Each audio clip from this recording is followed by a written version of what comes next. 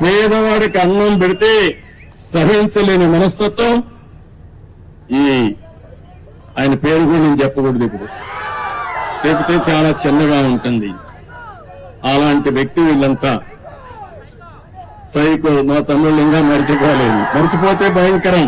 నేను మొన్న కూడా చెప్పా, నేను అందరితో మాట్లాడుతున్న ప్రపంచం అంతా, అందరూ మీరంటే మాకు అభిమానం ఉంది, మీ మీద నమ్మకం ఉంది, మేము వస్తామంటున్నారు.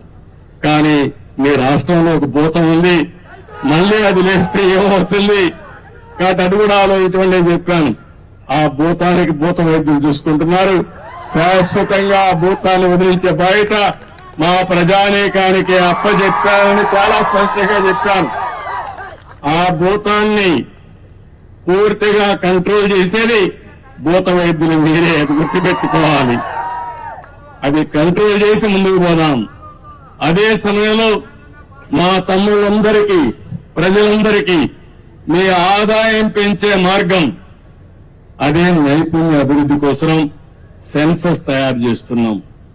అందులో ఏ విధంగా మీ ఆదాయం పెరుగుతుంది, యువతకు ఉద్యోగాలు ఏ విధంగా వస్తాయి, ప్రపంచం మొత్తం రాణించాలంటే ఎలాంటి నైపుణ్యం మీకు కావాలో అది ఇప్పించే బాధ్యత మాది. దానికి కూడా శ్రీకారం చుట్టామని చెప్పి కూడా నేను మీకు తెలియజేస్తున్నా.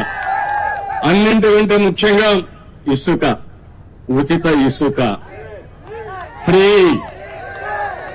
ఏం తమ్ముళ్ళు ఎన్నికల ముందు చెప్పాను, ఫ్రీ ఇసుక ఇస్తానన్నాను, ఉచిత ఇసుక ఇస్తాన్నాం.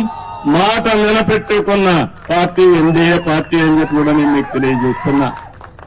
మీరందరూ ఒక పక్క నా మీద గాని, పవన్ కళ్యాణ్ గారి పైన గాని, నరేంద్ర మోడీ గారు చెప్పిన విషయాలు, ఎన్డీఏ చెప్పిన విషయాలన్నీ కూడా మీరు నమ్మారు, పూర్తిగా విశ్వసించారు, మాకు బ్రహ్మాండమైన మెజార్టీతో గెలిపించారు.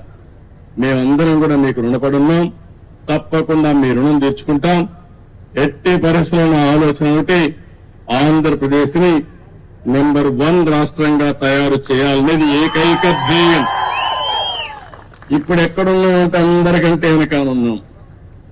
మొన్న జీతాలు కూడా ఇవ్వలేము, పెన్షన్లు ఇవ్వలేమంటే నేను ఒకటే చెప్పా, ఏం చేస్తారో నాకు అనవసరం, ఒకే రోజు పెన్షన్ ఇవ్వాలి, అందరికి ఇవ్వాలని, వాలంటీర్స్ ఉంటేనే సాధ్యం అని చెప్పిన పెద్ద మనుషులకు బుద్ధి చెప్పాలని సచివాలయ సిబ్బందితో ఒకే రోజు ఇచ్చాం. అందుకని సచివాలయ సిబ్బందితో ఒకే రోజు పింఛన్లు ఇచ్చిన పార్టీ తెలుగుదేశం ఎన్డీఏ ప్రభుత్వం. అవునా కాదా అని అడుగుతున్నా మిమ్మల్ని. జీతాలు ఇవ్వలేమంటే సాధ్యం కాదని ఒక పక్క పింఛన్లు ఇస్తూనే ఇంకో పక్క ఉద్యోగస్తులు కూడా జీతాలు ఇచ్చాం. రెండు కూడా చేశామంటే అది ఈ పార్టీకి ఉండే కమిట్మెంట్. తప్పకుండా చేస్తాం. మీరు కూడా ఒకటే చెప్తున్నా, ఈ రోజు మీ ఉత్సాహం చూశాను. ఊర్లు కదిలొచ్చారు. మనస్సు నిండా అభిమానమే. ఎంత అభిమానం అంటే ఆ అభిమానాన్ని పూల వర్షం కురిపించి బ్రహ్మాండంగా మాకు స్వాగతం పలికారు. నేను మిమ్మల్ని కోరేది ఒకటే, మేము పనులు చేస్తాం. మీరు ఆలోచించి అవి ఏ విధంగా అమలు చేస్తున్నాం చూసుకోండి. నేను చెప్పేది